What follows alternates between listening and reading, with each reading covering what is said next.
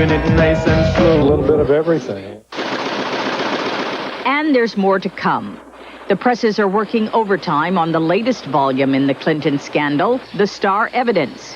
It will include letters, email, and testimony from Monica Lewinsky. That book, Star Evidence, is expected to be on every major newsstand in the United States and Canada tomorrow morning.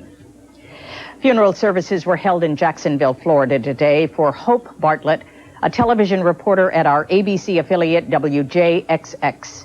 She died in a boating accident while working on a news story. Her goal was to be a network news anchor. We'd like to honor a request from her mother to mention her name on this newscast. Hope Bartlett was 23 years old. When we come back, 1 in a million, a father and son reunion. For the second week in a row, Rush Hour tops the box office list, taking in more than $21 million. It was followed by Ronin. Urban Legend rounds out the top 3. Finally, tonight, a story as dramatic as any Hollywood movie, but it's not fiction. This weekend, we learned about an amazing story of separation and reunion. Here's ABC's Judy Muller. L.A. police officer Kelly Benitez was just finishing his shift on September 18th when he spotted a car with an expired registration. He decided to make one last traffic stop before he went home. I do like what I normally do on traffic stops. I went up to the driver, asked for his driver's license and registration. What happened next was anything but routine. In fact, it made headlines. Benitez says at first the motorist gave him the usual runaround. He had told me that he was just on his way right that minute to take care of it.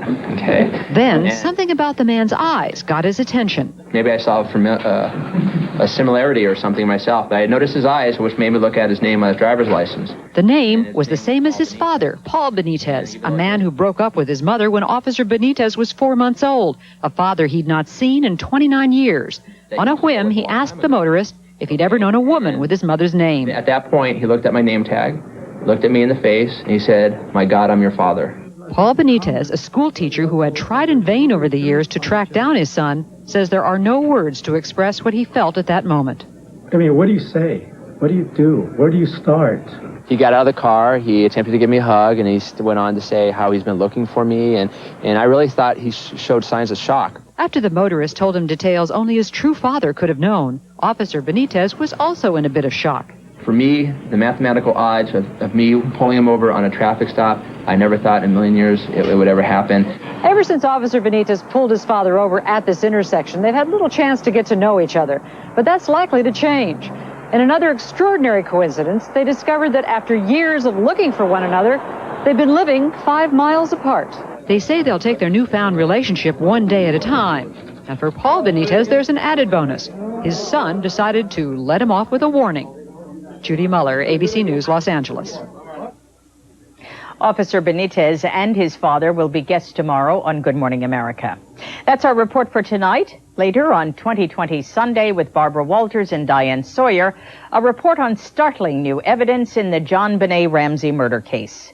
I'm Carol Simpson. For all of us here at ABC News, have a good week and good night.